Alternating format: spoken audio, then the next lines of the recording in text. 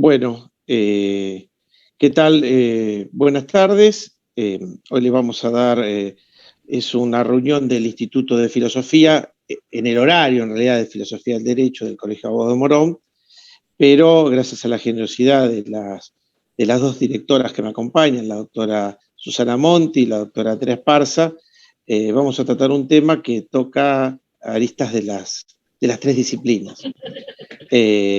Bueno, tenemos gente de lujo escuchando y un expositor de lujo. Así que estamos muy contentos de que estén, por ejemplo, Mariela Blanco, que también es multifacética, el doctor Cetrángolo, el doctor Pinto Kramer. En un ratito se va a conectar también nuestro presidente, el doctor Jorge Frega. Así que bueno, solamente quería saludarlos y darle el pase a Susana. Desmuteate si querés, como para que comencemos esta reunión. Bueno, muchas gracias, buenas tardes a todos. Milton, qué bueno que te pudiste conectar. Sí, tuve que irme de mi casa porque se me cortó internet. Hoy hubo una tormenta muy grande en Rosario, no sé qué ha pasado, y estaba sin internet en mi casa y como loco para poder conectarme a horario. Qué maravilla. Bueno, te cuento que la mayoría de los colegas son amigos también. En el Colegio de Abogados nos reunimos y disfrutamos de conocer y de compartir conocimientos. Así que bueno, te dejo en las palabras de una colega que es la directora del Instituto de Derecho Privado del Colegio de Abogados de Morón, que es Andrea Esparza, y que ella va a hacer tu presentación. Y a todos los que están les doy un beso y la bienvenida y contentos de vos. Bueno, buenas tardes a todos. En realidad, bueno, agradezco a la doctora Monti porque me eligió para hacer esta presentación y al doctor Calegari, que son los dos directores de institutos que organizaron esta charla. Súper interesante.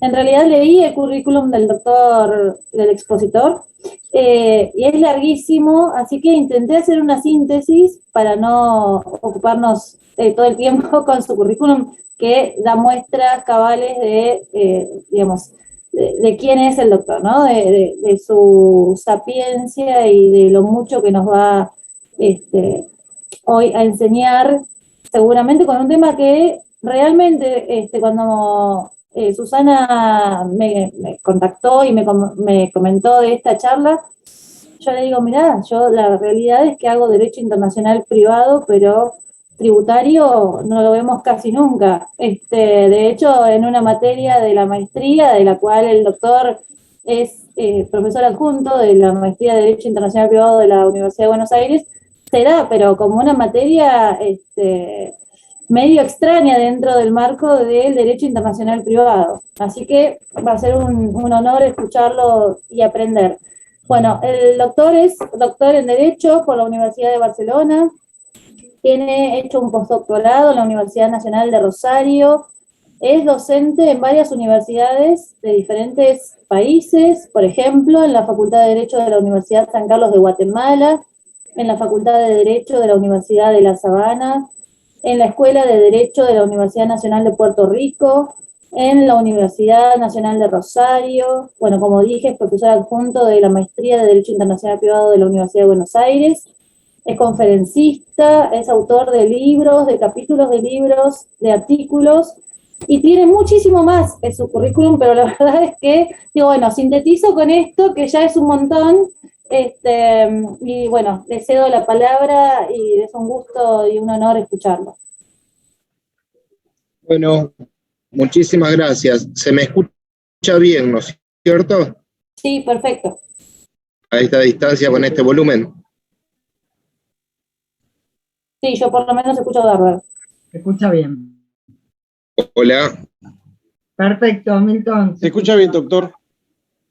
Hola, sí, ¿se me escucha bien?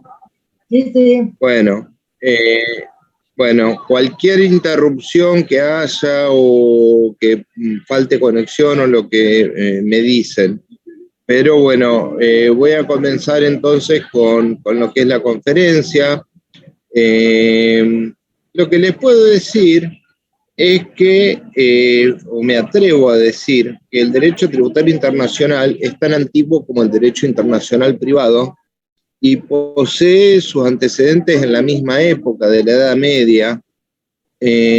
Uno de los 4 doctores, como era Irnerio, planteaba que en pleno siglo XII un problema de derecho tributario internacional, hasta qué punto un ferrarés, obligado a satisfacer impuestos, cuando posee patrimonio en Ferrara y en Bolonia, ¿no? Nos parecería hacer acordar aquella famosa glosa de Accurcio del año 1228. Siempre recuerdo a uno de mis grandes maestros en España que decía que qué paradoja que el derecho internacional privado en la glosa de Accurcio nace en realidad a raíz de un problema que se podría denominar de derecho público. A mí el interés por este tema me surgió a partir de lo que es la aplicación del derecho extranjero, a partir de lo que es la aplicación del derecho extranjero desde la teoría del uso jurídico y desde lo que es la integración de todo el derecho como sistema y de lo que nosotros denominamos la transposición procesal, o sea, la toma en consideración de todo el derecho extranjero y no solamente el derecho privado. Y dentro de eso, sin lugar a dudas, está el derecho público y el derecho internacional privado. Y a su vez, cuando me adentré un poquito en el derecho anglosajón y esa distinción que hace el derecho anglosajón entre civil law y penal law y no entre derecho público y derecho privado que hacemos nosotros, me interesó más. Y en particular el derecho tributario internacional, más allá de todas las noticias que estamos nosotros escuchando hoy en día de los Pandora Papers, de los Panama Papers, de las sociedades simplificadas, de la doble tributación o de la doble no imposición, que no es un tema que nos va a acoger en este día, me interesó desde una estructura normativa. Y hubo un autor alemán que se podría decir hoy antiguo, pero no lo tanto, que se llamaba Ottmar Bühler, que es del año 1964, la obra que voy a citar, y que estuvo 10 años elaborándolo, y decía que esta materia es desatendida gustosamente a causa de sus dificultades.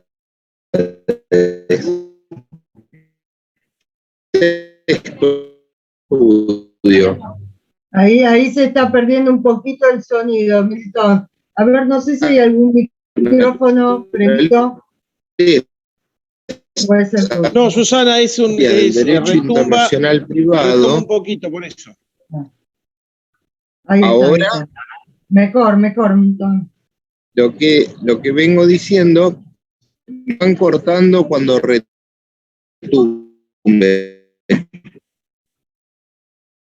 Que el privado, las categorías propias del derecho internacional privado al derecho tributario internacional, a partir de otro autor que se llama Xavier, que es un autor portugués-brasileño, que ya se puede decir que lo había realizado, pero no desde la teoría tridimensional del derecho y no desde el modo en como nosotros tradicionalmente comentamos o tratamos al derecho internacional privado, desde la teoría trialista del mundo jurídico que trajo a este país a lo largo de todos estos años por el conocido de ustedes que es el doctor Ciuro Caldani, abarcando la ciencia del derecho internacional privado con su reparto de potencia e impotencia, en la cual transcurren hechos sobre los cuales se da el caso como una controversia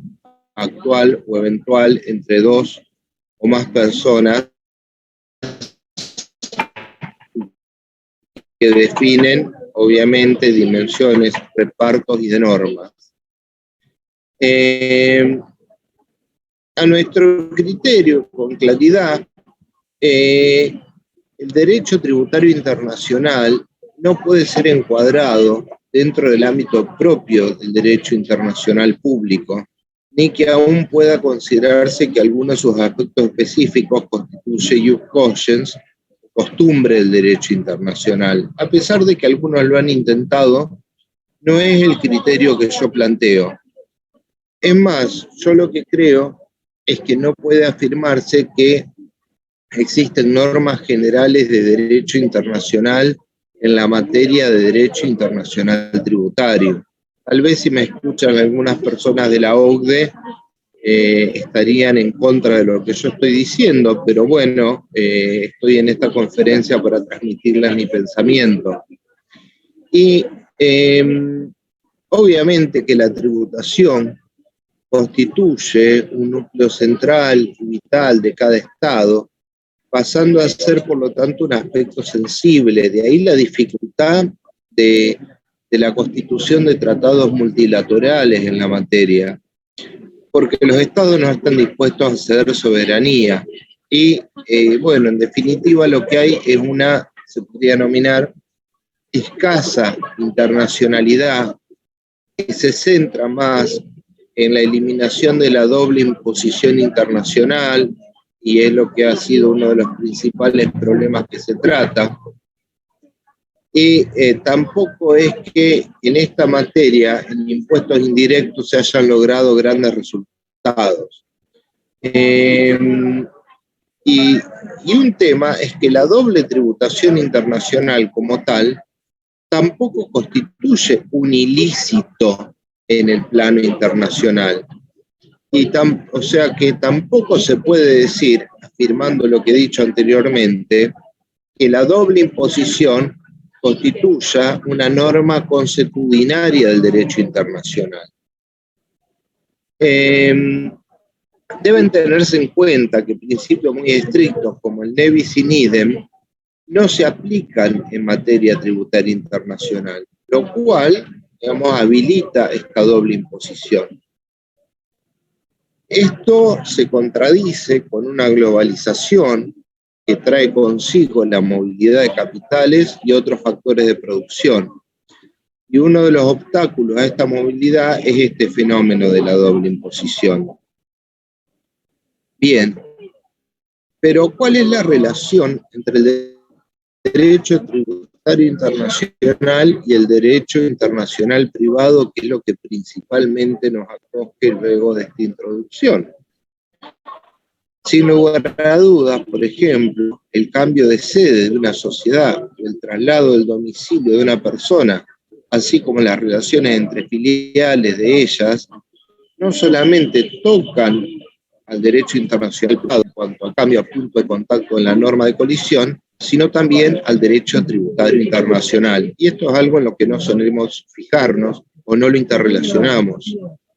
Y el moderno derecho internacional privado, en su visión tripartita, plantea los conflictos de competencia judicial internacional o de jurisdicción internacional, si así lo quieren llamar, de leyes aplicables y de reconocimiento y ejecución de sentencias. Todo ello rodeado del complejo mundo del auxilio jurisdiccional internacional de primer y segundo grado. Y los conflictos de doble imposición internacional se evitarían si existiesen normas de conflicto afines en diferentes ordenamientos que declarasen aplicables un único ordenamiento. Y ahí estamos en una relación directa con el derecho internacional privado. Pero esto no es posible y bueno, el mayor paliativo que tenemos hoy son los convenios de doble imposición. Históricamente, no todos los autores admitían esta relación que declaramos y hacían una escisión entre ambas disciplinas jurídicas. ¿Se me sigue escuchando bien? Hola. Sí, doctor, hay un eco, pero se escucha bien. Gracias. Perfecto. Voy a tratar de acercar la cara más al micrófono. Bien.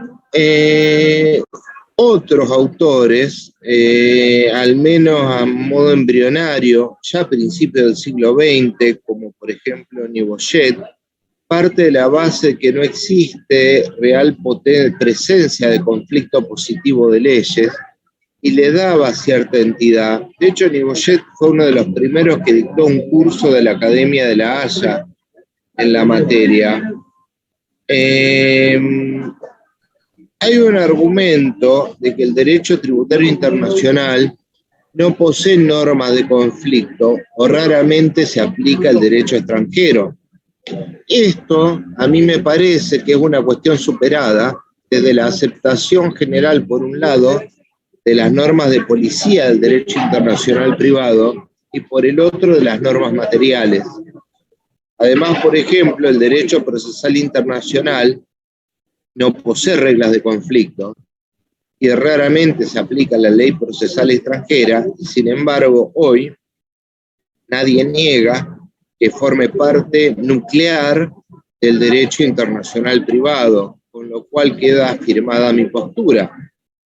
Entonces, hablemos de la internacionalidad de la norma tributaria. Una distinción importante que se realiza entre el derecho internacional administrativo, que es propio de las organizaciones internacionales, y otra diferente es el derecho administrativo internacional, referido a normas de conflicto en el plano de la administración pública de cada Estado. Es tal como cuando, por ejemplo, distinguimos entre el derecho penal internacional e internacional penal. Algunos autores han diferenciado entre el derecho tributario internacional y el derecho internacional tributario, donde el origen de las primeras normas se orienta a las relaciones entre Estados y la segunda, normas internas que delimitan ámbitos de competencia. Esta distinción posee un origen dualista y debemos decir que las normas internacionales no solo rigen las relaciones entre Estados, sino entre estos y los individuos. Es decir, más allá del dualismo-monismo, toda norma de conflicto de carácter tributario, de origen convencional o interno, posee el carácter de internacional, que es lo que me interesa afirmar. Y ciertas posturas doctrinarias parten del derecho administrativo y dicen que está llamado a aplicarse en forma interna, y quitan todo esto que yo estoy comentando. O sea, muy controversial. Incluso yo fui a estudiar este tema a Alemania en el año 2013 y me encontraba con negacionistas de esta postura, de interrelacionar, y tenían una postura muy tradicional, incluso avanzado del siglo XXI. Nosotros lo que postulamos es que aplicar el derecho administrativo, lo cual incluiría el tributario de otro Estado, no sería contrario al orden público internacional y que no está totalmente separado del derecho internacional privado y del derecho privado del Estado extranjero a aplicar, porque en muchas ocasiones el derecho administrativo delimita el derecho privado en el caso concreto. Y, por ejemplo, podemos dar sobre el punto los siguientes supuestos. Una sociedad extranjera que desea actuar en la República se acredita conforme a las leyes del lugar de su constitución, pero no basta con el estatuto social, porque puede ser por incumplimiento de obligaciones que nazcan del derecho administrativo, no necesariamente impuestos, pero se incluye, no puede actuar en el lugar de constitución, aunque el acto constitutivo sea perfecto. Entonces, ¿debo dejarla actuar en la República? Bueno, a veces sí, a veces no.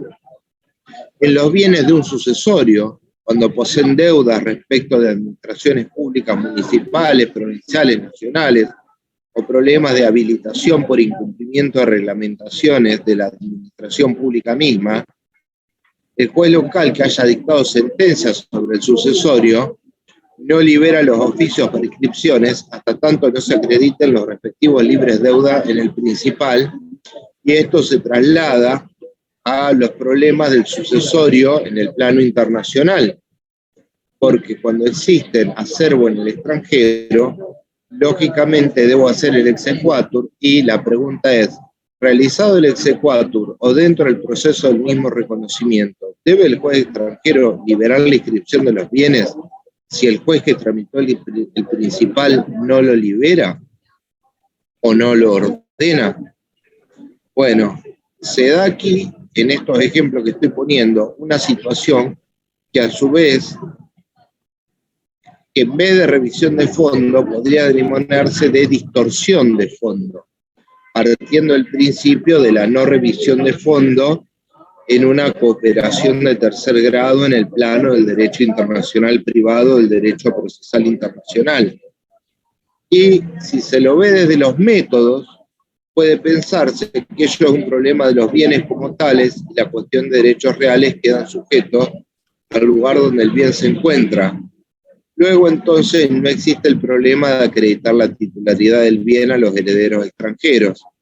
Bueno, esto no es así exactamente siempre, y es aquí donde yo, como es deber en una conferencia y en un ámbito intelectual, sembrarle las dudas. Y desde otra banda puede verse que el problema aquí no es de los bienes en un estricto carácter real, sino del acervo sucesorio. Un gran problema de calificaciones del derecho internacional privado que toca el derecho tributario internacional desde una sucesión o desde una sociedad, en los ejemplos que estoy poniendo. Acá nos parece importante distinguir los casos en que el derecho administrativo va ligado al derecho privado desde una comprensión sistémica del derecho extranjero, y otra diferente es cuando va solo. Tal vez aquí solamente se da el ámbito de reconocimiento. Por ejemplo, en el típico ejemplo de los títulos o licencias, o cuando se habla de delimitación de ámbitos de aplicación de normas en el derecho administrativo internacional, y que no es propio el aplicar norma extranjera que no se hace. Parecería como que, como no ocurre, no puede ocurrir. Aquí, en términos de Giuro Caldani, podríamos estar dentro de una carencia normológica o de una carencia diquelógica, si se lo quiere ver desde el ámbito de la teoría tridimensional del derecho. Entonces vamos al centro de lo que yo les quería comentar, que es la estructura de la norma del derecho internacional tributario. Y según Goldschmidt, la estructura de la norma consiste en hacer un análisis desde el tipo legal o antecedente, captador del sector social a reglamentar, y la consecuencia jurídica reglamentadora, donde a su vez cada uno posee sus respectivas características positivas y negativas. Más allá de las diferentes doctrinas, creemos que la teoría tridimensional del mundo jurídico brinda una de las mejores respuestas a la hora de analizar el derecho internacional privado, no como un mero conflicto de leyes, sino como un conflicto de derechos. Y desde aquí creemos que puede concebirse la teoría tripartita.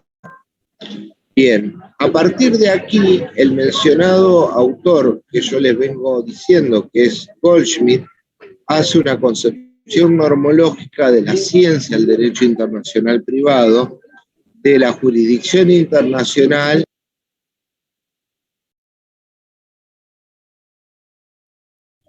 Ahí se apagó el micrófono, Milton. Ahí está. A ver. No sé si me escuchas, Milton. Se tapó el micrófono, se cerró el micrófono.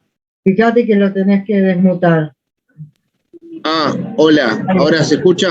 Sí, estamos desde Goldschmidt. Se cerró en un momento sin querer. Bien. Bien, si vamos a una visión sistémica e integral del caso con elementos extranjeros y su resolución, nos planteamos hasta dónde debe llegar el contacto con el derecho tributario internacional. Porque lo que no dejamos de tener en cuenta es que esta materia es una materia periférica al derecho internacional privado. Yo lo llamo que es una materia que está en el horizonte jurídico del derecho internacional privado. Tal vez desde esa lejanía del horizonte es lo que nos cuesta ver. Pero ¿cuáles serían los aspectos positivos del antecedente y el consecuente de la norma tributaria internacional? Yo acá voy a jugar entre la teoría general del derecho internacional privado y la teoría general de la norma tributaria internacional.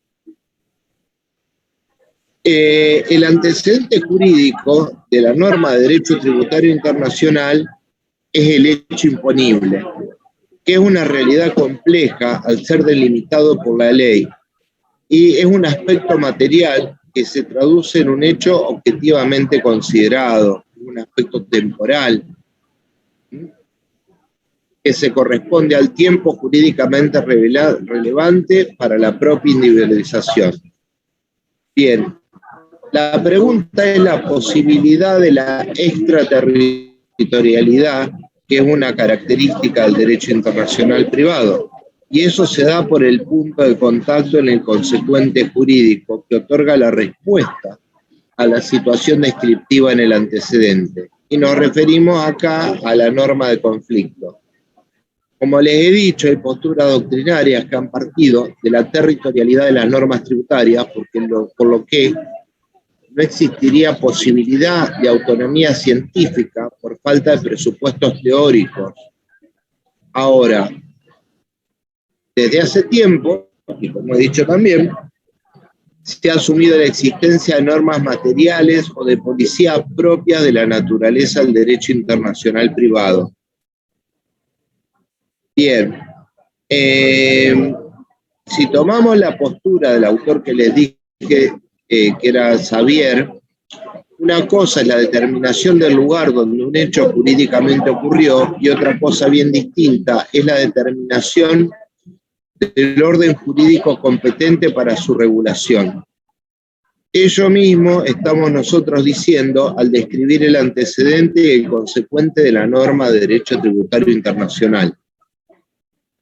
Y nuevamente queremos expresar que reducir el derecho internacional privado a las normas de conflicto y negar las materiales es un debate superado. Y las normas de delimitación del derecho tributario internacional son verdaderas normas de conflicto, pues a pesar de su naturaleza unilateral, tienen por función resolver un conflicto entre sistemas jurídicos. Y esto es la esencia de lo que yo les quiero decir hoy. O sea, disponer sobre la competencia de un sistema jurídico en bloque, aunque sea tan solo sobre el sistema de jurisdicción. Al revés de las normas de aplicación necesaria e inmediata son reglas materiales que prescriben su ámbito de aplicación en el espacio, independientemente y al margen de las normas de conflicto en que se insertan. En el aspecto positivo del consecuente jurídico nos encontramos con la conexión y lo conectado. Las normas internas que corresponden al ámbito de incidencia en el espacio, las normas de derecho tributario internacional, son verdaderas normas de conflicto. Nuevamente lo reitero, porque se puede decir que en numerosos casos el elemento de conexión designado por las referidas normas no corresponde, por lo menos directamente, al propio hecho tributario. A ver, señores, acá yo, si quieren, me refiero a un tema que es un presupuesto para todos nosotros, que es cuando hablamos de la renta mundial, ¿no? El principio de renta mundial. ¿Qué es esto sino incorporar aspectos que tienen que ver o tienen ligación con el derecho internacional privado? Al propio derecho tributario descrito en el tipo legal y el consecuente presupuesto de la obligación tributaria. Así, cuando la ley elige la sede de una sociedad comercial como elemento de conexión suficiente para legitimar el Estado donde ella se ubica al tributar las ganancias por ella obtenidas, aunque sea en el extranjero. ¿Qué hace? En definitiva, está designado como punto de conexión un elemento extranjero. Eso es lo que yo les quiero decir. Y eso es lo que tenemos ante los ojos tan evidentes y hay veces que no interrelacionamos con el derecho internacional privado. La norma tributaria de conflicto es tal y posee el carácter unilateral.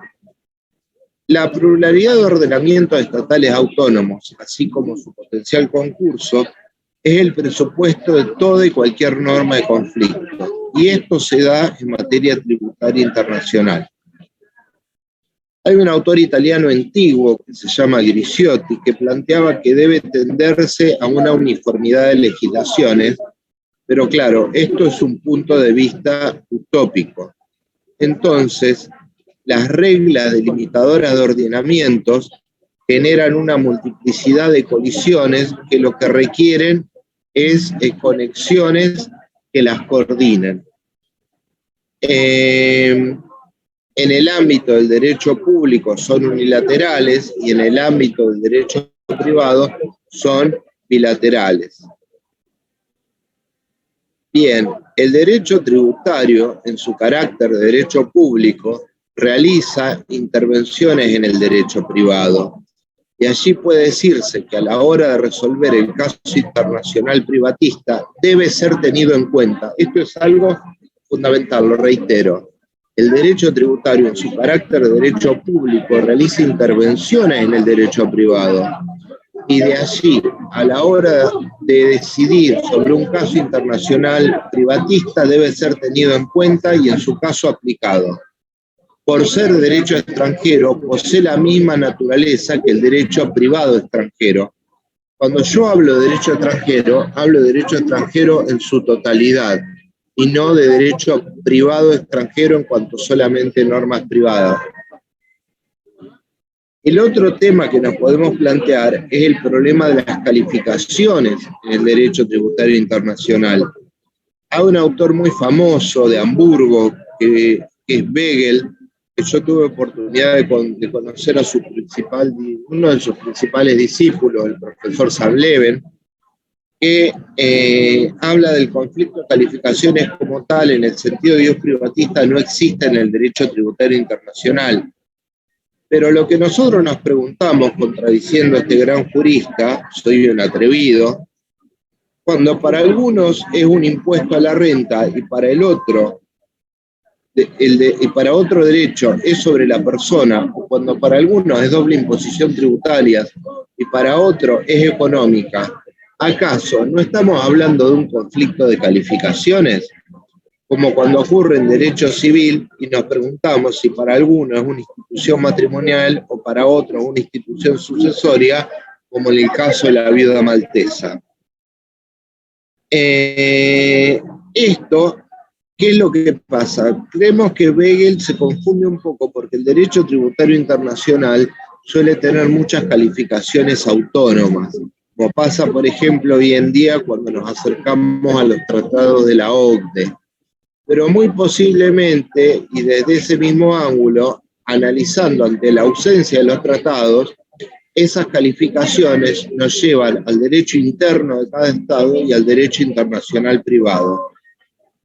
Desde el mismo ejemplo que cita, la labor de un director de orquesta puede ser un royalty para algunos y para otros puede ser honorarios. Ahí tienen otro ejemplo de lo que sería un problema de calificaciones. Ejemplos concretos de calificaciones los tenemos cuando se habla de residencia de la persona para el pago de un tributo y se necesita saber si reside en un determinado estado. Es muy común esto en los Estados Unidos.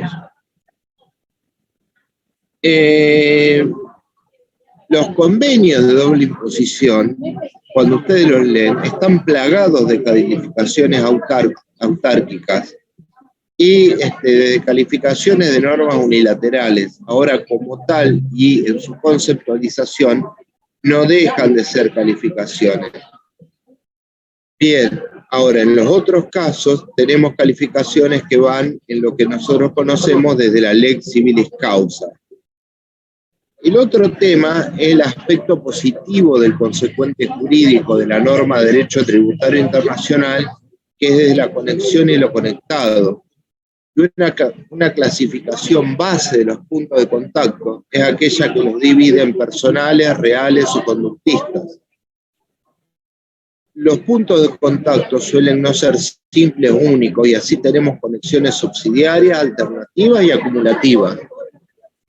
Un ejemplo de punto de contacto del derecho tributario internacional es el artículo 4 del modelo de la OCDE, cuando nos habla de en qué consiste ser un residente en un determinado país. Ahora sería muy extenso que se lo relate, pero es que de por sí el artículo es extenso en sí, pero ahí tienen una calificación autónoma. 2 puntos, o cuando hablo de un residente tributario en un determinado país o en otro determinado país. 2 puntos de contacto principalmente utilizados en esta materia, en especial ante situaciones de doble tributación, pero no únicamente, son el de la renta mundial y el de la fuente, asentado este último sobre la territorialidad de los impuestos, aunque la mayoría, obviamente, como lo sabemos, de los sistemas adoptan sistemas mixtos. Casi la totalidad de los países de economía avanzada optan por el predominio del criterio de la renta mundial. El lugar de la fuente es utilizado en vías de desarrollo. Yo esto no me voy a adentrar porque ustedes son expertos en esta materia, pero es claro que si la residencia desapareciera como punto de contacto, se tributaría de forma exclusiva en el país de la fuente y se acabaría esta problemática de la que estamos hablando en gran parte. En un punto, si hablamos de globalización y de un concepto que se llama globalización-marginación y de circulación global de capitales, la utilización de la renta global fuera de las situaciones donde debemos situarnos en aspectos negativos del antecedente y del consecuente, nos referimos acá a un fraude a la ley, a la elusión fiscal y al orden público. El orden público, yo relaciono el fraude a la ley con la elusión fiscal mal utilizada. No quiere decir que la elusión como tal esté mal, es como el fraude a la ley. El fraude a la ley se comete mediante actos jurídicos. El acto jurídico que yo realizo para un fraude a la ley del derecho internacional privado, en el lugar de... A ver, cuando yo compro una offshore, la offshore que compro como tal no es ilegal. El problema es el fin para el que la utilizo. Bien, entonces la elusión fiscal se relaciona con el fraude a la ley y la evasión fiscal se relaciona con el orden público internacional en esta estructura de la norma del derecho tributario internacional. Y la renta global se podría denominar como una conexión de secuestro o una conexión exorbitante en relación a lo que hemos llamado globalización-marginación respecto, digamos, de los países que se apropian de la renta de los países en vía de desarrollo, o al menos esa es mi forma de pensarlo. Aunque obviamente existen razones que pueden considerar válidas mantener el criterio de una renta global, pero no total, donde principalmente está el tema de la igualdad de las cargas fiscales, en la cual el que tributa de forma interna estaría más gravado que los que lo hacen en el extranjero, y eso es compensable con lo que conocemos como sistemas de deducciones. La elusión fiscal, que he denominado, como todos sabemos, el concepto de elusión es diferente al de evasión, en el cual se está en el plano del ilícito.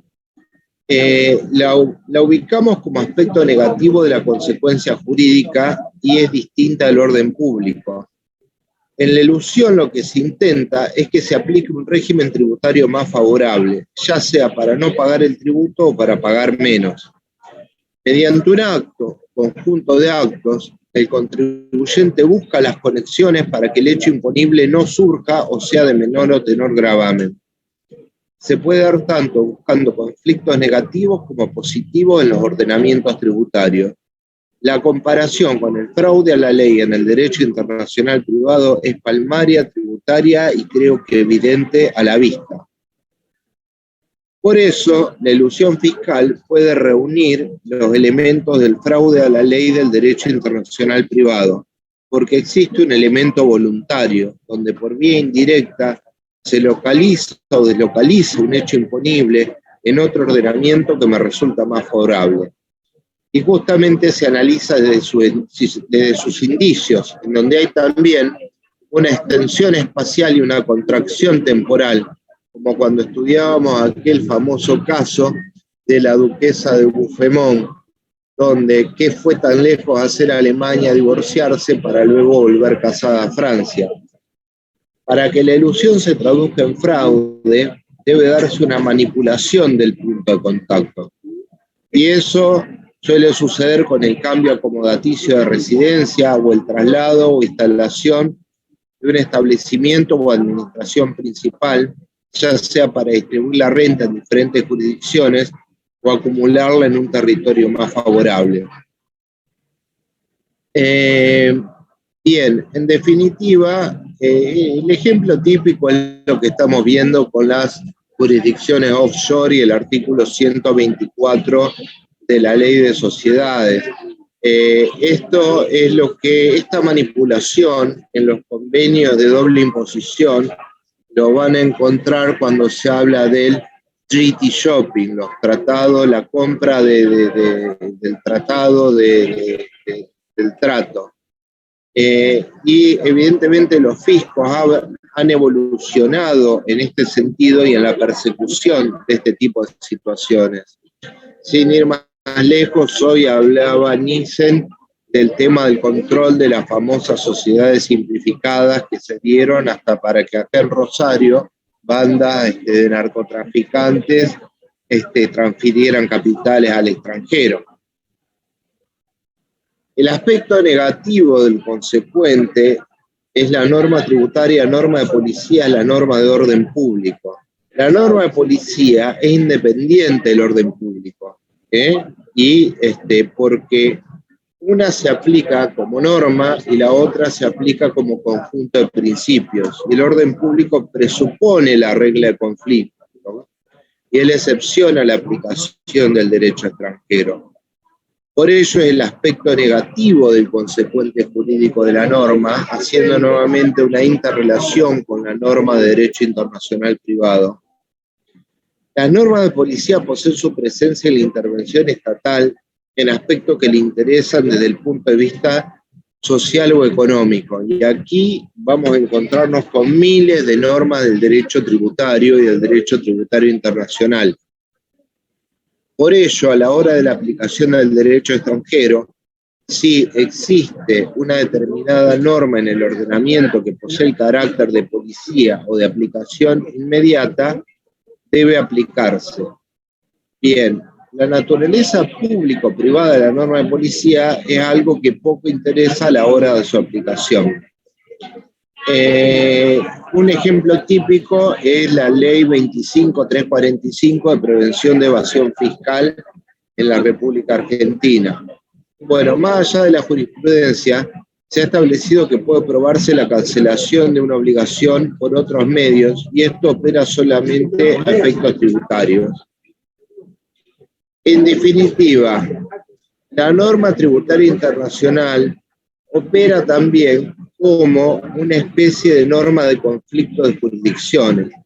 Y en esta instancia del estudio que les estoy exponiendo, me parece posible plantear que la norma de conflicto de derecho tributario internacional se acerca más a la atribución de jurisdicción en el plano internacional que a la norma de conflicto de derecho. La ley extranjera aplicable designa la distribución y atribución de competencia para el cobro de impuestos. Por ello, más que una norma de conflicto de leyes, se configura como una norma de conflicto de jurisdicciones. Recordemos que la jurisdicción en el plano internacional es aspecto nuclear del derecho internacional privado desde su teoría tripartita. Y a su vez el problema radica en que los antiguos autores basaban su postura en que nada más que la norma de derecho aplicable era norma de derecho internacional privado. De ahí que, a mi criterio, cierra esta postura doctrinal que estoy planteando. A mi entender, lo que ocurre es una delimitación de soberanías fiscales, donde la atribución desde la fuente o la residencia se da jurisdiccionalmente, y luego, como en el derecho procesal la regla es la aplicación de la lex fori y excepcionalmente pero no imposiblemente, ni conceptualmente, ni fácticamente, puede ser aplicada a la ley extranjera. O sea que dejo abierta la posibilidad de la aplicación de la ley extranjera tributaria. La gran resistencia, no sin fundamento, es que en un punto aplicar la ley tributaria de otro Estado es recaudar impuestos para otro Estado, o al menos transponer el sistema tributario de este Estado. En este sentido, los convenios de doble imposición, los convenios de doble información y todo el sistema tributario internacional moderno que estamos conociendo viene, en cierto sentido, a sostener lo que acabo de plantearles. Muchas gracias.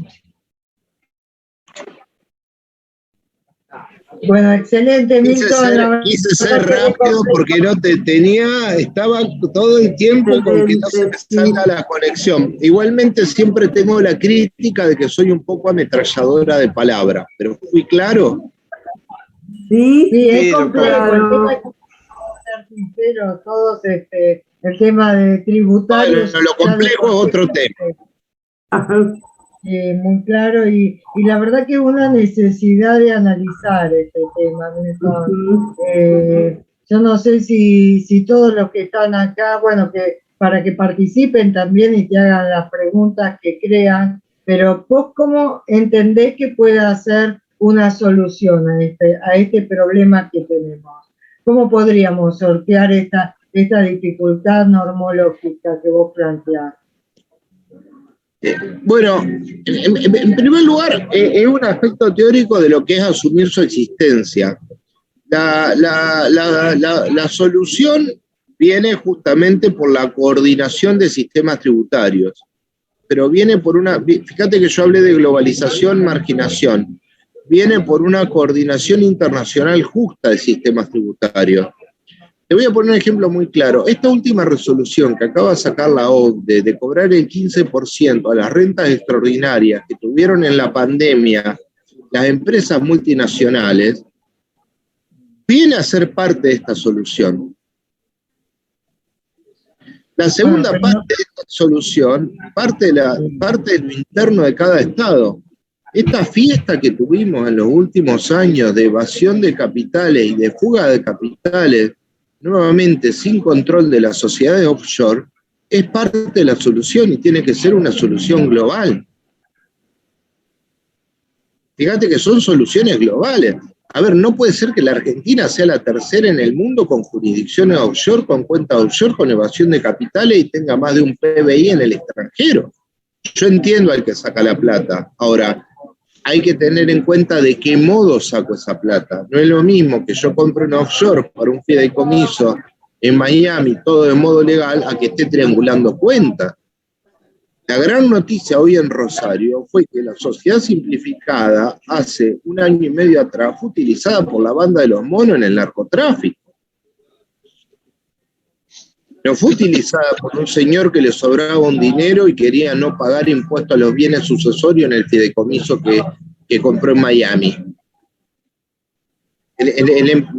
Claro, esa es la solución, si vos me preguntás. Pero es posible lograr esa armonización. Nosotros a veces intentamos cumplir con la OCDE, pero en definitiva, vos fíjate que las últimas resoluciones que sacó la FIP fue declarada inconstitucional porque en definitiva pedía que los profesionales dieran informaciones sensibles sobre sus clientes. Es más, recientemente salió un fallo de Panamá donde una empresa lo que hacía era no presentar estos informes sobre precios de transferencia, creo que era una filial de Chevron. No presentaba los informes porque no era sujeto del impuesto a las ganancias, justo que hablabas vos recién. Pero resulta que la Corte... Sí. Lo que pasa, ahí yo te voy a distinguir dos cosas. Yo no tengo por qué ser agente de información de mi cliente, y todo lo contrario. Ahora, en Rosario tenemos abogados presos por ser parte de las asociaciones ilícitas que estaban en el narcotráfico y en el lavado de dinero. En Rosario hay abogados presos. O sea, te reitero, yo te doy toda la razón y le doy la razón al fallo de la Corte. Yo no soy agente de información de mi cliente. Es más, tu oficina es un templo en donde lo que se hable ahí es sagrado y de ahí no sale. Ahora, de ahí en más, que vos entres en la asociación ilícita con tu propio cliente es otro tema. Hay una línea. El abogado no está indemne de todo, ¿eh? Pero para los contadores también. No sé, a ver lo que levantó la mano recién, Juan, que él es el director de Procesal Penal, si querías decir algo, Juan. ¿Qué tal? Buenas tardes a todos y todas. Bien, el tema creo que es muy simple. El asunto es que se haga. Imaginémonos algo. Hoy ya se estaban quejando por el tema del trigo, de los controles del trigo. Entonces, esto es muy simple. ¿Cuántas toneladas de trigo pensás exportar? Y voy a exportar 100.000, 10.000 toneladas de trigo. Bueno, tráeme la factura de quien te la va a comprar y tráeme también los reportes y el barco que la va a transportar. No sea cosa que vos digas que sobrefactures o subfactures determinadas toneladas de trigo y después no sabemos quién te las va a llevar, o que la triangulen vía Paraguay, como decimos siempre, que Paraguay exporta más soja de la que produce, y así sucesivamente. Cuando vas a hacer el entrecruzado de facturación, ¿a quién le vas a hacer la exportación? Dame los despachos de aduana de la exportación que vas a hacer. Dame la facturación que vas a hacer y decime cómo la vas a transportar también, en qué barco te la vas a llevar. Porque si en tus propios puertos vos sobrefacturás o subfacturás y vos te controlás las mismas vías navegables y vos controlás los despachos de aduana y sos las mismas personas que firmás los reportes de aduana de importación y exportación, bueno, ahí ya estamos en un problema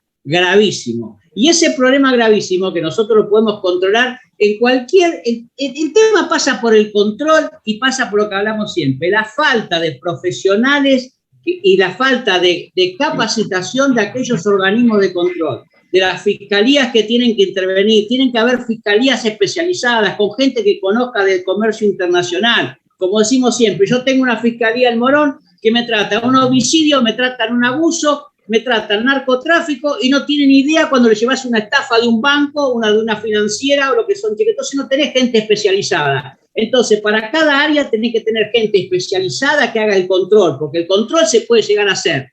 ¿Cuántas vacas tenés? ¿Tenés 10.000 vacas? Bueno, vamos a buscar al señor veterinario que me tiene que vacunar las 10.000 vacas. ¿Y por qué tenés 20.000 vacunas? ¿Y qué hiciste con las otras 10.000 vacunas que te sobraron? Quiere decir que vos vacunaste 20.000 vacas, no vacunaste 10.000 vacas. Entonces vos podés controlarlo con los veterinarios, podés controlar con las grasas agrícolas. Flaco, ¿cuántas semillas vendiste? Con esta semilla tienes que haber cultivado 10.000 hectáreas, no 50.000 como verdaderamente cultivaste y viceversa. Entonces tenés que tener gente especializada en cada una de las áreas, en delitos financieros, delitos internacionales. Eso es lo que hay que hacer. Tiene que haber fiscalías especializadas sistemáticas.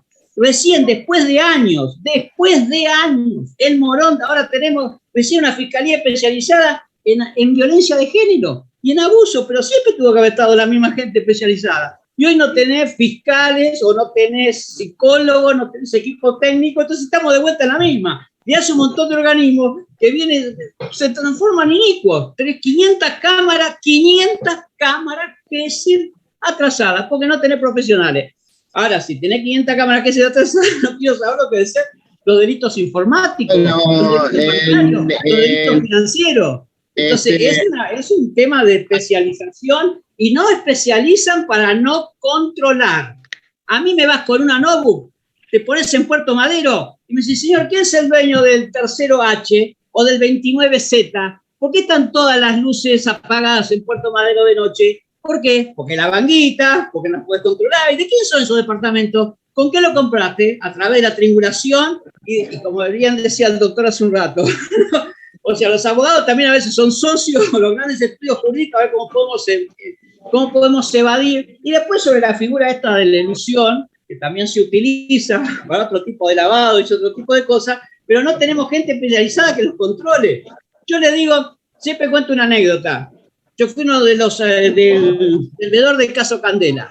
¿Estamos de acuerdo? Entonces, cuando llegó el tema del ADN de toque y el tema de escuchar los audios, hubo otra gente de la embajada de Rusia y trae especializados porque no teníamos acá. Entonces, no hay gente, está hablando de un tema elemental que se supone que teníamos como en las películas norteamericanas, que te hacen todo el examen con equipo. Nosotros no tenemos nada. No tenemos nada ni para hacer un ADN, y menos vamos a tener para debatir una organización criminal dedicada a evadir, a crear cuentas offshore. Y como bien comentó el doctor, y lo he escuchado a Nielsen varias veces, esa sociedad es simplificada. A mí me ha pasado, yo aparte de la parte penal, soy asesor de empresa, y voy a los bancos y me dice, che, me parece que tu cliente está gastando mucho y no le cierra cuenta. Así que tenga una sociedad simplificada que se hace 24 horas. Y a través de la sociedad simplificada podemos matar para poder compensar gastos, egresos y ingresos. Bueno, o sea, si en un banco me dicen que por un cliente mío que gastó de más de la tarjeta tiene que hacer la sociedad simplificada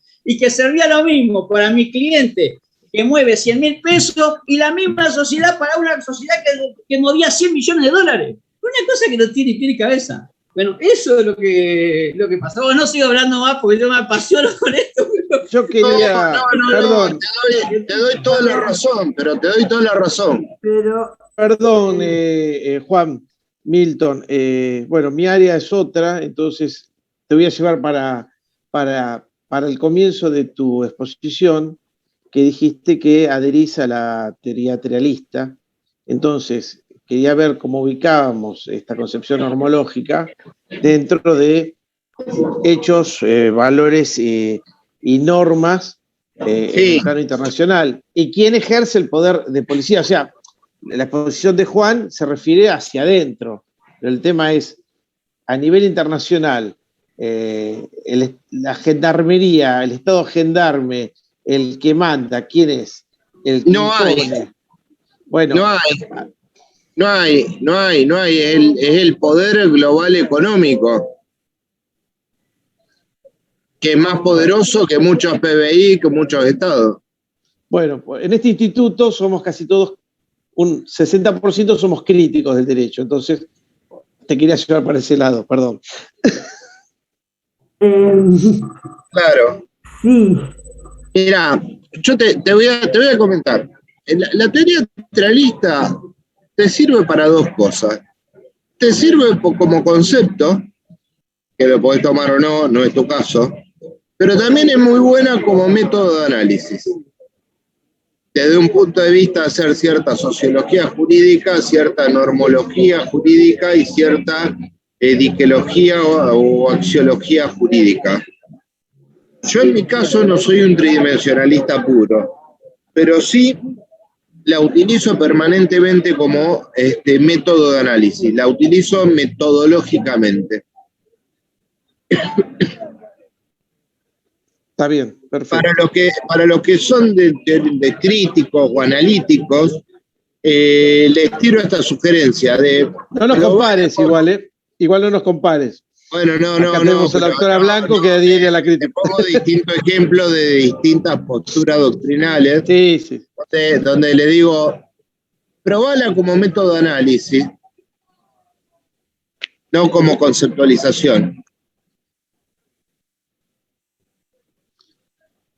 Sí, a mí lo que me hace ruido de todo esto, que lo habíamos hablado en forma previa con Susana y con Andrea, es quién en definitiva ejerce el poder. Bueno, sí, es el poder. No hay, económico. pero justamente cuando entras en el plano del derecho internacional, ¿quién ejerce el poder? El derecho internacional público sigue siendo un derecho de la fuerza. Claro. De hecho, la OCDE también, ¿quién la maneja? La OCDE y los países más importantes y más ricos económicamente. Entonces, también toda la parte de las directrices y de las órdenes, porque, a ver, el mundo está cambiando totalmente. Ya en materia, si bien lo más importante no es lo que se recauda como país en materia de impuestos a las ganancias, sino más bien impuestos indirectos como el IVA, etcétera. En materia de impuestos a la ganancia, tenemos esta cuestión, si vamos a utilizar el principio de la puente, qué pasa con los intangibles, qué pasa con lo que se mueve y no tiene un lugar físico de residencia, digamos. Para mí todos estos conceptos de residencia también están en crisis. En lo personal, más allá de la cuestión. Sí.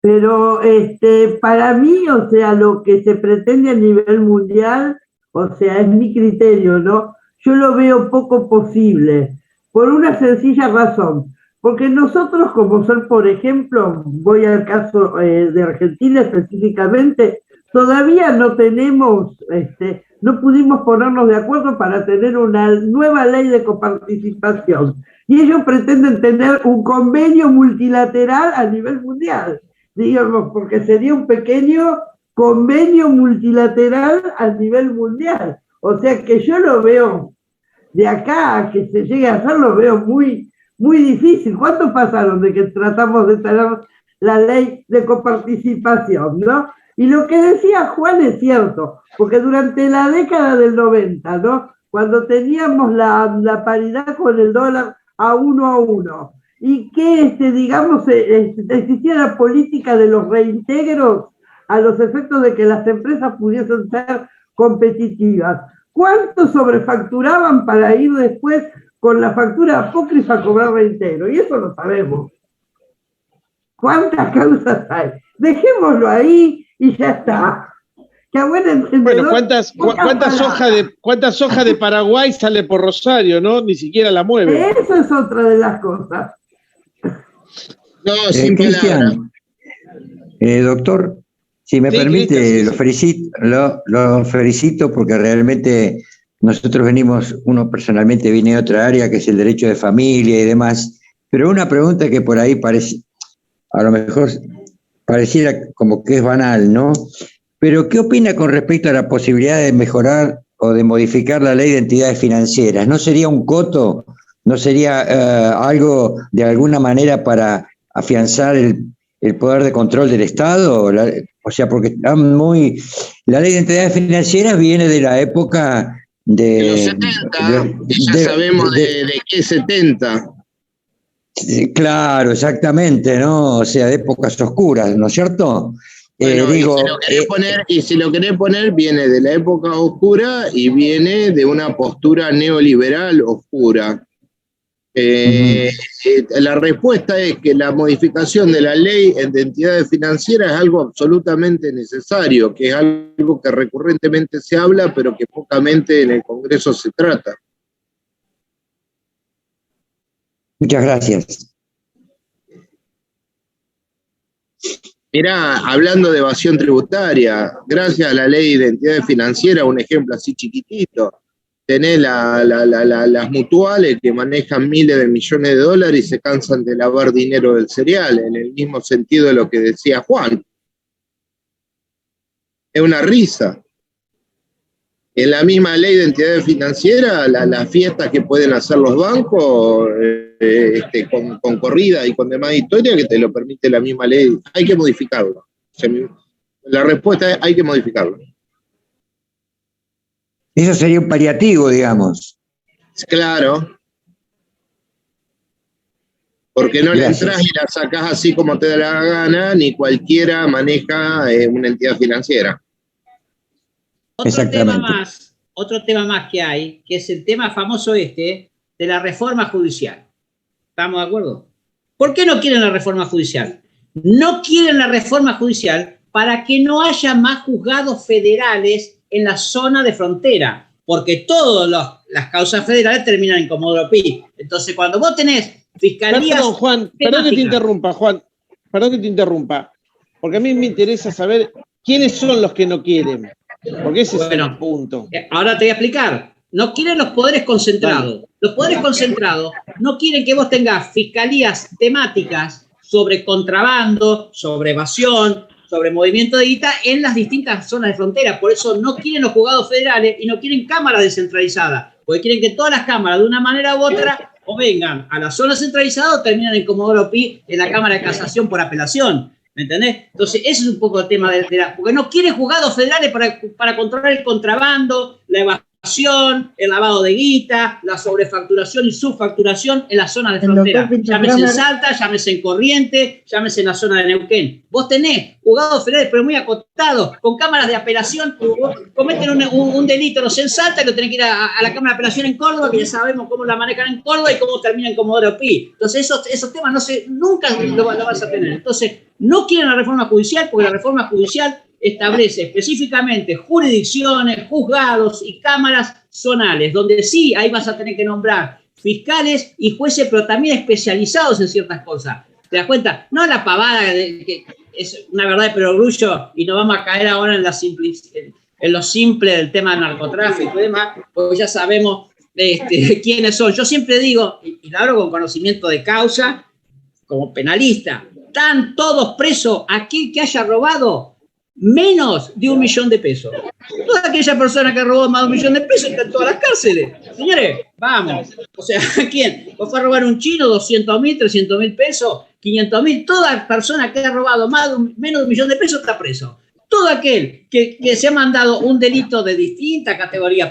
El tipo lo mete en pedo, robó una moto y 2 celulares. Pero el que evadió 100 millones de pesos, 10 millones de dólares, 100 millones de dólares, ¿qué hacemos con ese? Ese le ocasionó mucho más daño a la sociedad, porque no pudiste hacer hospital. No quiero entrar en temas políticos, ¿no? Pero bueno, vayamos al punto. Ese es el punto. Y vuelvo a insistir lo mismo. Después de años tenemos una fiscalía temática en violencia de género. Hacen falta fiscalías temáticas en cuestiones tributarias, en delitos bancarios, en delitos informáticos. Eso es lo que hace falta, porque no están preparados. A mí me ha pasado por un tema de evasión, por el tema de los combustibles. ¿Se acuerdan del tema de que habían colectivos que iban vacíos, pero lo importante era el reintegro del gasoil y poder vender el gasoil, que decían que usaban 10 litros y usaban 100, y esos otros 90 litros lo vendían en el mercado negro, en lugar de venderlo a 10 pesos, lo vendían a 20. Bueno, eso pasó y sigue pasando. Ahora, cuando fui con esa causa y me pasó, no viene el fiscal ni la fiscalía X, ¿estamos de acuerdo? Y voy con el paquete. No, si no tenemos gente preparada para esto, dejate joder, ¿por qué no lo arreglás? ¿Por qué no se ponen de acuerdo? Por un conflicto entre 2 empresas. A ver cuál de las dos valía más.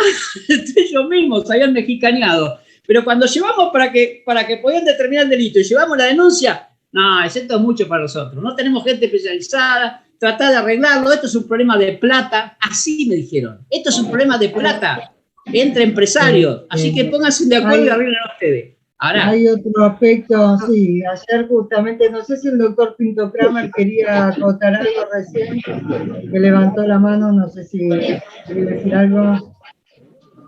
El micrófono, doctor. Estás muteado, Federico, estás muteado. Bueno, gracias.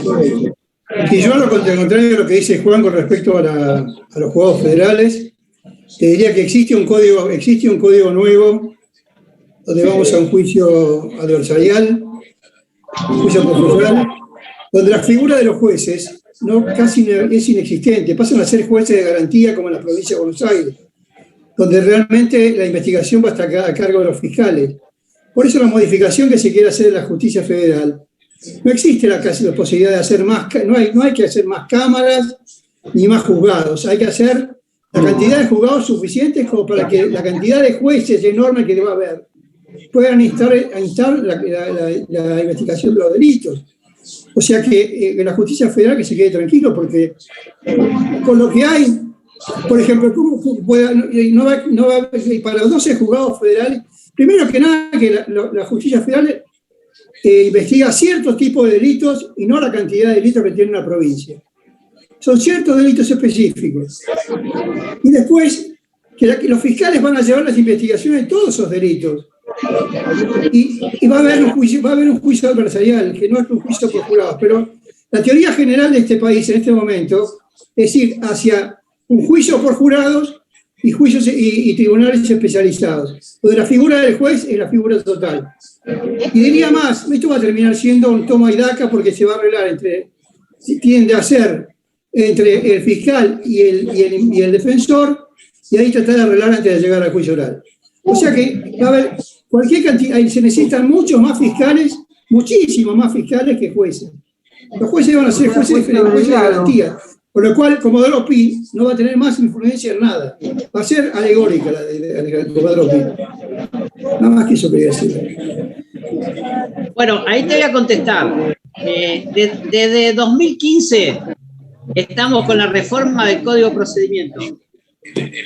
Un mes traje desde Zaffaroni a la Cámara de Casación Penal, jueces federales, todo para dar una charla en la sala Fermín Parera de Morón, en los tribunales de Morón.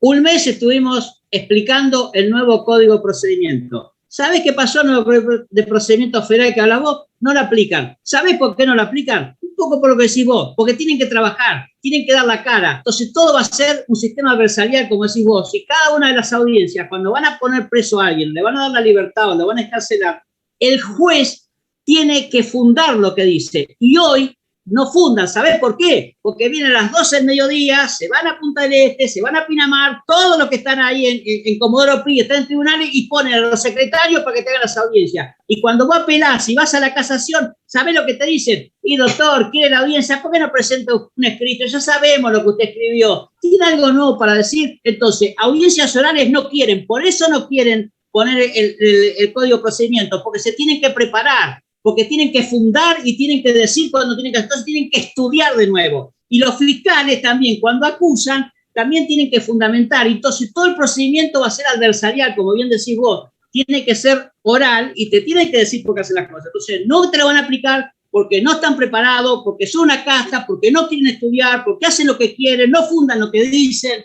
¿me entendés? Entonces todo eso es el problema, porque te estamos hablando de 2015. En 2015 se aprobó la ley en el Congreso y todavía no está puesto en funcionamiento el Código Procesal, salvo en Salta, en alguna parte en Neuquén, algo acá residualmente, con la justicia nacional, que tiene que regirse como la justicia federal por el nuevo Código de Procedimiento desde el 2015. Estamos en el 2009, hace 6 años que todavía estamos esperando que lo pongan en funcionamiento. Y no lo ponen porque dicen que no tienen presupuesto, porque si no tenemos sala para hacer las audiencias, no tenemos lugares, o sea, la boicoteó la justicia federal de Comodoro Pi y la justicia de tribunales ahí en el Palacio de Talcahuano, boicotearon la reforma del Código de Procedimiento Federal de que vos estás hablando.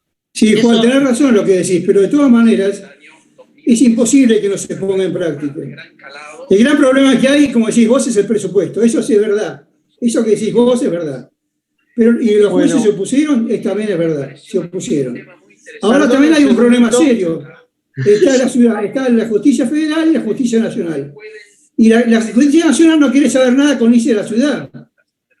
Y sindicatos, por ejemplo, se opone que vayan los empleados de la justicia nacional a la justicia de la ciudad. Ese es el problema. Yo siempre dije una cosa. La justicia nacional no quiere ir a la ciudad. No quiere saber nada de la ciudad. Yo te voy a decir una cosa. Cuando yo juré en la corte, el doctor Heredia era el presidente. Y había que ir a tomar el té con él primero. Entonces había un secretario de corte que decía, se llamaba Peló, era el más influente de todos. Te llamaba y te decía, mirá, vas a tomar el té con el presidente a tal hora al cuarto piso, el presidente te va a contar una anécdota, vos tenés que dejarte, a mí, por ejemplo, a mí personalmente me decía Pintito, te vas a dejar de hacerte el estúpido, no leías nada raro, tenés que contestar tal cosa y tal cosa. Entonces llegabas ahí a tomar el té, guante blanco, no sabes lo que es el cuarto piso de la tribuna, no sabes lo que es. Es un mundo aparte, solamente pasar las puertas del cuarto piso y no vuela una mosca, no hay nada, es impecable, es algo fuera de control, inaudito, pero es así. Entonces te vamos a hacer el té con el presidente y el presidente te decía, bienvenido doctor a la justicia, a nuestra justicia. Muchas gracias, doctor. ¿Usted sabe que usted es la sangre azul de la justicia? Y vos tenías que decirle, no lo sé, porque a mí para decir la justicia me importaba un poco, pero bueno. ¿Y se sabe por qué? No, doctor. Porque la Constitución, porque nosotros somos los jueces los únicos jueces de la Constitución. Somos la Corte Suprema y los jueces inferiores. Y ustedes son uno de los jueces inferiores, son la sangre azul de la justicia. ¿Saben cómo se llaman los demás jueces? Y vos tenías que decir que no. Y te decía ordinarios, porque nacen de la ley. Esos ordinarios nacen de la ley y la justicia ordinaria de la capital federal, que es la que tiene que pasar para mí totalmente a la ciudad de Buenos Aires. Y más te iba a decir, Lorenzetti le paró segundo, tercero, cuarto y casi quinto piso, en la época que era presidente, para llevar todos los juzgados federales ahí, entregándole la nación, los nacionales ordinarios, a la ciudad de Buenos Aires, y es lo que va a terminar siendo algún día. ¿Qué es lo que va a terminar siendo un día? Como es imposible que no se vaya, que se siga poniendo parches, porque, por ejemplo, el 59 se hizo esto, que yo vengo hace 5 años diciendo que tenía vigencia y ahora se está aplicando, que es la parte que tiene el Código Penal nuevo, o lo que quedaba del Código Penal en cuanto a la conciliación entre las partes, decían no se puede aplicar porque el Código está suspendido. Bueno, ahora esa parte del Código se aplica. La parte de los recursos, para poder llegar a... La parte de los recursos también se aplicó. O sea, es por parches. Pero es imposible que no se llegue a dar. Se va a dar porque un día alguien se va a despertar y va a decir, bueno, ahora se libera. Y como pasó siempre que hubo una modificación de un código, los jueces, los fiscales, los empleados, los abogados, tuvimos que salir a la calle por un código nuevo sin que nadie nos indique nada ni saber nada nuevo. Y más o menos la cosa fue andando y llegamos a esto. Así que va a salir, Juan, quédate tranquilo que va a salir así. El gran miedo mío, ¿sabes cuál es? Es el mismo miedo que yo tenía cuando empezaron a hacer esa historia o se aplicó el código el código de procedimiento que hizo, ¿cómo se llama el tipo este penalista que estaba en la Junta? No. El problema son los fiscales. Los fiscales no saben instruir, no saben investigar. Ese es el problema que hay. Y no podéis salir a la calle a buscar 1.500 fiscales si no saben dónde están parados. ¿Que van a aprender? Sí, van a aprender. Pero a medida van a aprender, cada día son más patadas en la cabeza que se van a aprender. Bueno, y en materia tributaria, doctor Pinto Kramer, en materia tributaria, ayer justamente hubo una charla sobre los delitos transnacionales, que estaba el director de la UFI, estuvo Zafarón y otro titular más. El problema también es que no tienen conexión directa, ya esto venía pasando, con la FIP. Digamos, todo lo que tiene que ver en materia tributaria pareciera ser que el Estado tiene aspectos estancos que no se interrelacionan, que no se cambian información. Entonces, toda esta información por ahí que podría venir de las normas o de las directrices de la OCDE, no puede estar trabajada en conjunto. Eso es otro aspecto también, digamos, que afecta, aparte de la falta de normas internacionales que unifiquen y la falta de alguien que juzgue los problemas propios del Estado. Así que bueno, no sé, Cristian, que está el doctor Frega, veo acá. Sí, primero quería recordarle al doctor, es el código aslaniano al que se refiere. Sí, correcto. Que nos llenó de fiscales la provincia, que no sabían nada al principio. Y fueron aprendiendo, ¿qué va a hacer? Tenemos el honor de que esté nuestro presidente, el doctor Frega, así que si querés saludar al expositor, Jorge. Recientemente nos ha dejado y no, la verdad es que lamento por compromiso no haberlo podido escuchar. No sé si él me escucha bien porque veo que está acercando su oreja, quizás sea porque no nos puede escuchar bien. Milton, ¿escucha bien lo que le decimos? Aunque parezca, ¿no? Ah, perfecto. Por empezar, agradecer este desafío porque son temáticas distintas.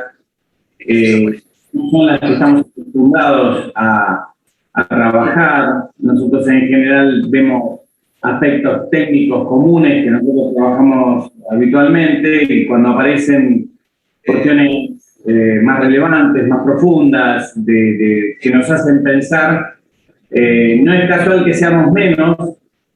Creo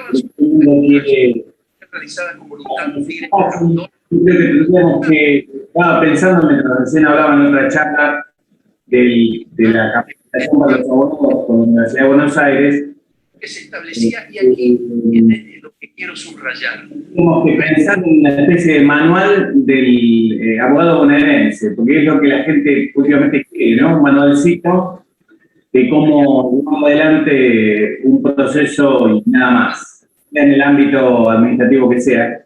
Y me parece que lo que tenemos que generar son abogados reflexivos que tengan una visión íntegra, integral y universal de las problemáticas. Por eso, cada vez que una charla de este nivel, cada vez que el instituto, dos institutos se suman para discutir y charlar estos temas, realmente lo celebro y agradezco especialmente a Milton por su participación, agradezco especialmente que se haya acercado en esta noche para poder transmitirnos un poco de lo que él sabe.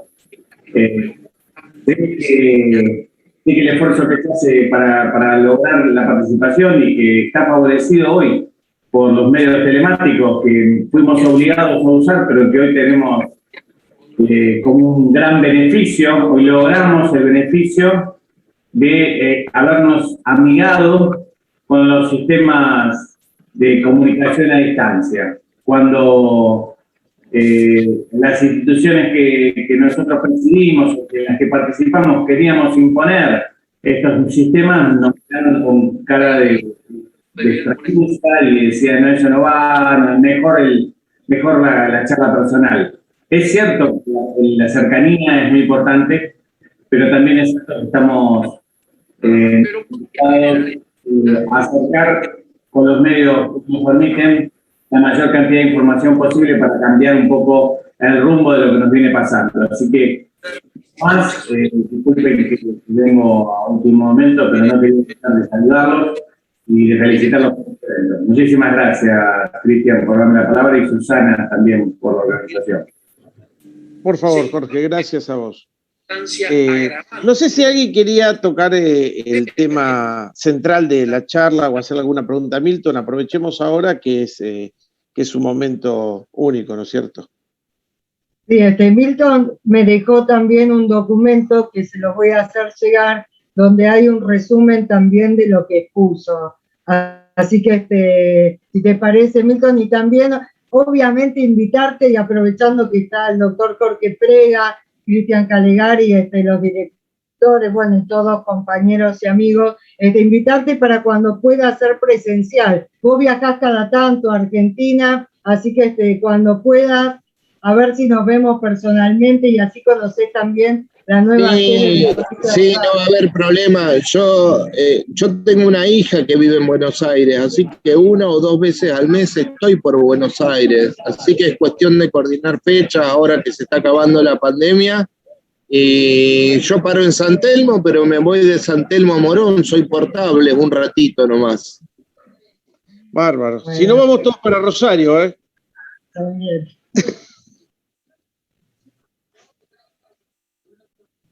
Perdón, tomo... Sí. Olga. Bueno, ya muchísimas gracias. Me parece primero quería decirle que Olga Mater, aparte de ser una de las personas que más colabora en el Instituto de Filosofía, es psicóloga, así que bueno, feliz día, claro. Olga.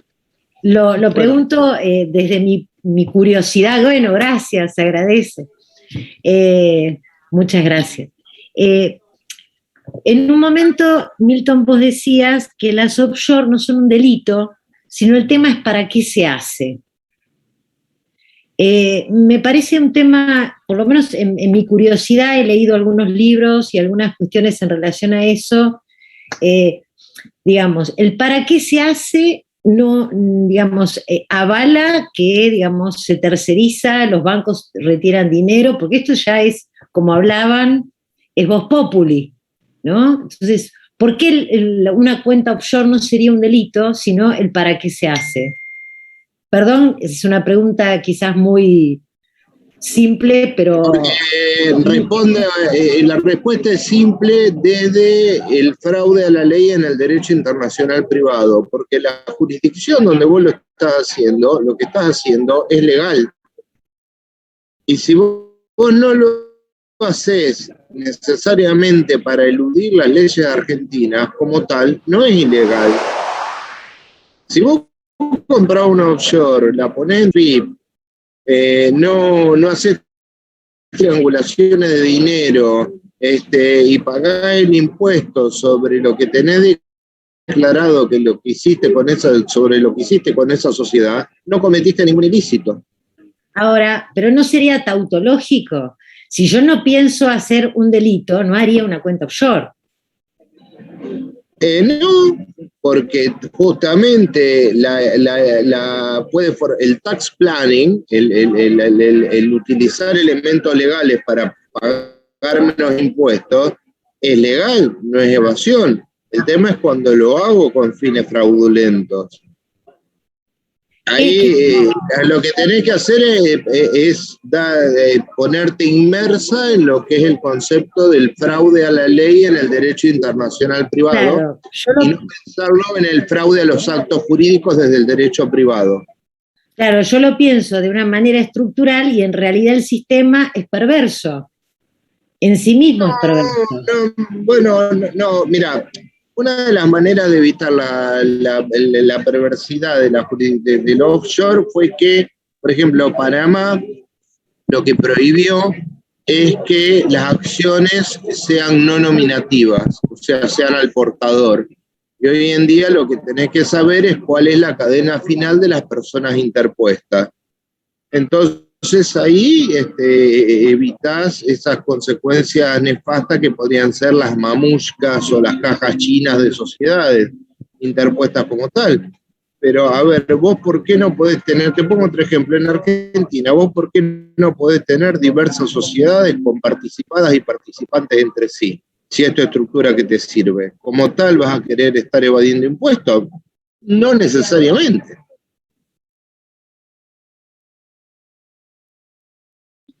Me parece no necesariamente te puede servir para tu estructura de negocio.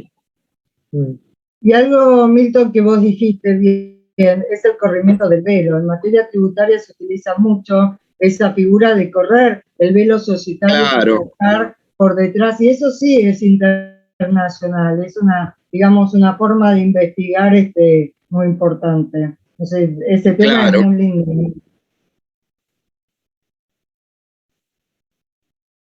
Gracias. Yo vi, perdón, ¿no? Que intervenga.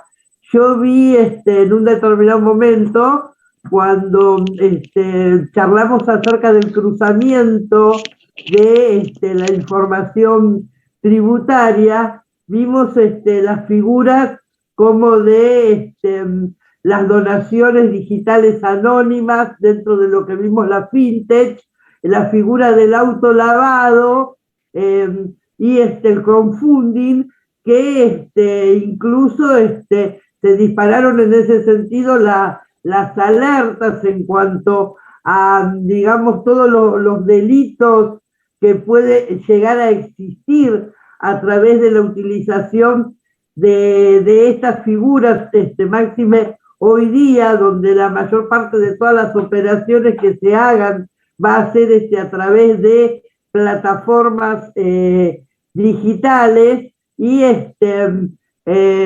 digamos por personas expertos en materia de seguridad procedentes de la Universidad de Columbia. O sea que no es pavada, es algo muy, muy grave y es peligroso. ¿Cuántos temas? Mira, ayer había una charla de criptomonedas, el tema de las criptomonedas, de la fintech. ¿Cuántos temas se vienen? La responsabilidad penal empresaria, el compliance, todo este grupo de... que ha hecho decir a muchos doctrinarios, y con cierta razón, ¿no? Estadística, que en el plano estadístico precisamente... Se te cerró el micrófono, Susana. Ahí está, ¿no? Porque justo escuchaba, digo, ¿qué cantidad de normas existen? Y cada vez más en el orden nacional, el de la responsabilidad penal empresaria, el tema del compliance, un montón de normas, decían también en una de las charlas, pero esto tiene que ver con una cuestión interna que no va frente a las multinacionales o a este tema internacional, digamos, de, como decías vos por ahí, elusión fiscal, que no es ilegal, sino más bien al pequeño empresario o la pyme argentina, ¿no?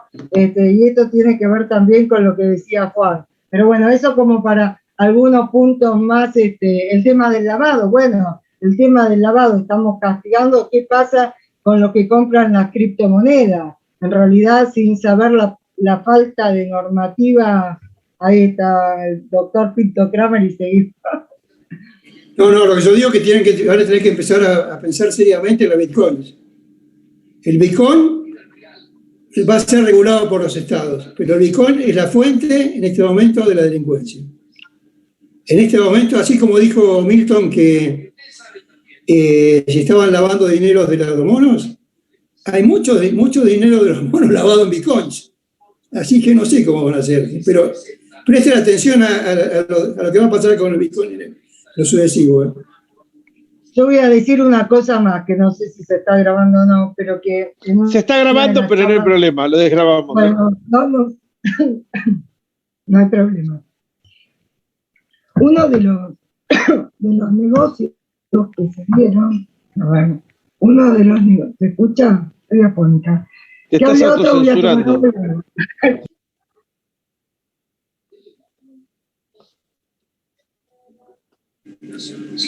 Para mí, personalmente, el Bitcoin es un sistema Ponzi.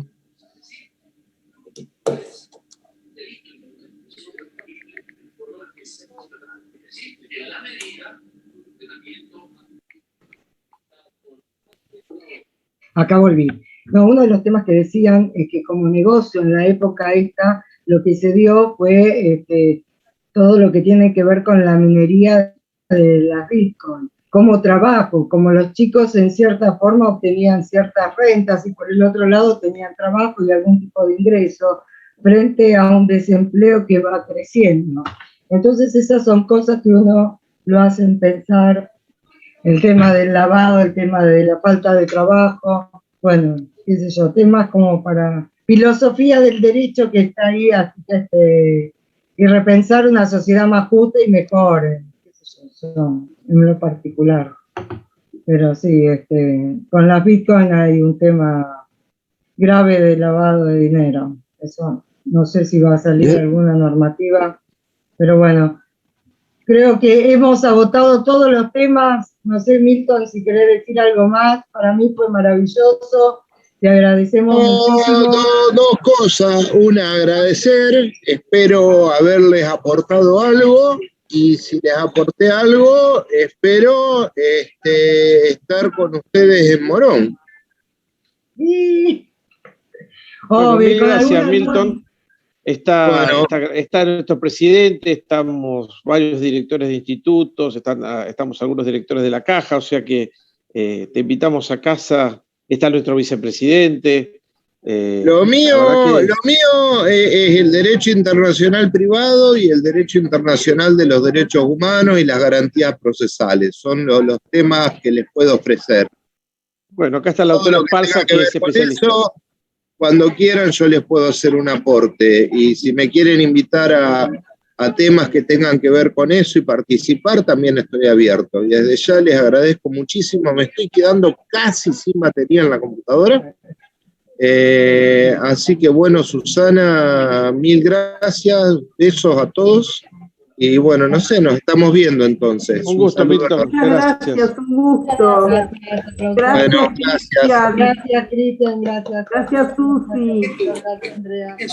Susana, gracias. Hasta luego. Gracias. Hasta luego, doctor. Bueno, antes de cerrar,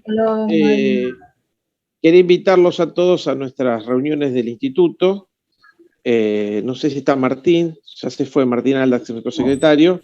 Nosotros tenemos la próxima reunión en 14 días. Ahí vamos a tratar un tema que quedó pendiente desde hace unos días, que es la desconstrucción en América Latina, la teoría de Dussel, que va a hablar justamente Osvaldo Nam, que está dando clases en la UNPAS sobre el tema. Y bueno, ya van a tener unas novedades importantes en noviembre. Todavía no queremos adelantar, pero vamos a tener un lanzamiento importante para el 19, así que los que puedan, resérvense ese día para disfrutar todos juntos. Jorge, no sé si querés dar el cierre vos. Mayor que la pedida por el fiscal, ¿no? Pero ese es otro cuento para otra discusión. Me parece que salió Jorge también.